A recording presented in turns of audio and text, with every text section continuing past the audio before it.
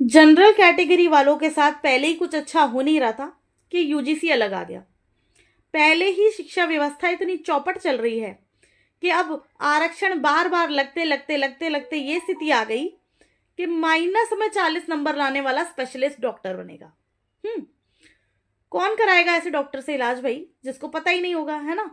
लेकिन अब नाम देख के सोचें कि भैया डॉक्टर से इलाज कराना है कि नहीं कराना है, ये 40 नंबर लेके आया है या -40 नंबर लेकर आया है, ये भी अब सोचना पड़ेगा। खैर, ये कम था कि यूजीसी अलग आ गया कि मतलब जनरल कैटेगरी का बच्चा अब कॉलेज में पढ़े ही ना, क्योंकि एक कंप्लेन होगी नहीं और उसका करियर बर्बाद हो जाएगा। और ये जो कमेटी बनाई जा रही है इसमें SC ST कम्युनिटी के लोग होंगे, सिर्फ रिजर्वेशन वाले लोग होंगे और इन्हीं लोगों के की सुनवाई यहाँ होगी। तो जनरल कैटेगरी वाले की जिसके खिलाफ कंप्लेन हुई है उसके साथ बायसनेस होना तो ऑब्वियस है। खाली इतना काफ़ी नहीं था कि अब कोई फेक कंप्लेन करेगा, कोई भी SC ST का व्यक्ति या कोई भी रिजर्व कैटेगरी का व्यक्ति अगर फेक कंप्लेन करेगा तो उसके अगेंस्ट कोई एक्शन नहीं लिया जाएगा, उस पर कोई पेनल्टी नहीं लगाई जाएगी, उसका कुछ नहीं, जिसकी ज़िंदगी बर्बाद होती है हो। अभी एक रीसेंट केस हमने Shri Ram college of commerce Delhi से सुना, जहां एक SC ST कैटेगरी का लड़का आता है, एक जनरल कैटेगरी की लड़की को प्रपोज करता है और जब वो लड़की मना कर देती है तो उस पर SC ST एक्ट में कंप्लेन फाइल कर देता है।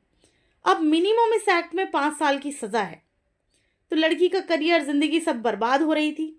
तो म्यूनिसिपल काउंसलर की मदद से उसने जो है पैसे देकर अपनी जान छुड़ाई है ऐसे लड़के से।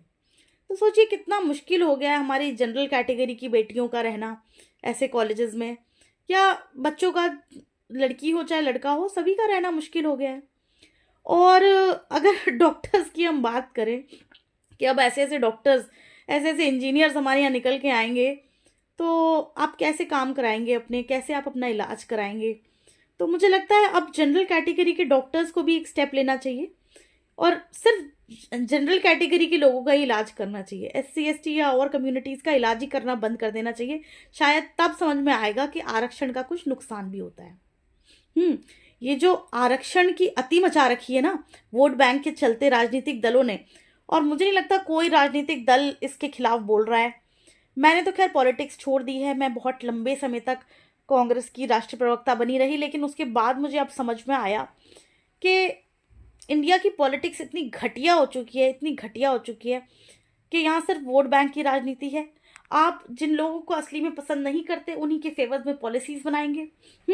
जिन लोगों को आप जो डिजर्व नहीं करते आप उनको दे रहे हैं हर चीज़, जो डिजर्व नहीं करते, क्योंकि जो डिजर्व करते हैं वो इस देश में आज की डेट में पीछे जा रहे हैं।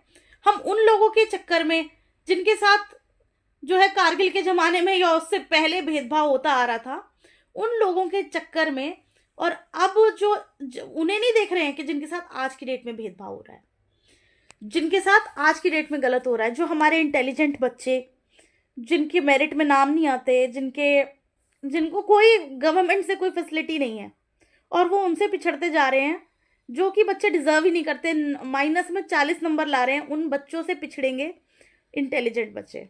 सोचो मतलब कहाँ जा रहा है, कहाँ, किस डेवलपमेंट की हम बात कर रहे हैं, कितना पिछड़ रहे हैं हम।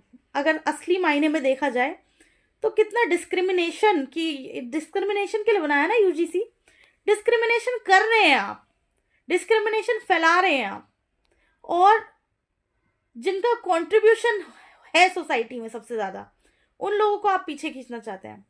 आपके लिए अगर कोई SC ST कम्युनिटी का बच्चा टीज हो रहा है, उसके साथ डिस्क्रिमिनेशन हो रहा है, वो तो ज़रूरी है, लेकिन बनियों को कंजूस कंजूस बोला जाता है, उस पर आप नहीं बोलेंगे, है ना। उस बनिए की कोई सुनवाई नहीं है जिसको कुछ भी बोला जा रहा है, नहीं। लेकिन अगर SC ST के बच्चे को कुछ बोल दिया या नहीं भी बोला, उसका मन आया कंप्लेन करने का, देन वो कंप्लेन बड़ी सीरियसली ली जाएगी। उसका जो ये, और ये कहाँ तक जाएगा, ये कॉलेज के लेवल पे नहीं रुकेगा, ये कॉलेज में कंप्लेन होगी, फिर पुलिस में कंप्लेन होगी, और आप जीना मुश्किल कर देंगे जनरल कैटेगरी के लोगों का। यही आप करना चाहते हैं।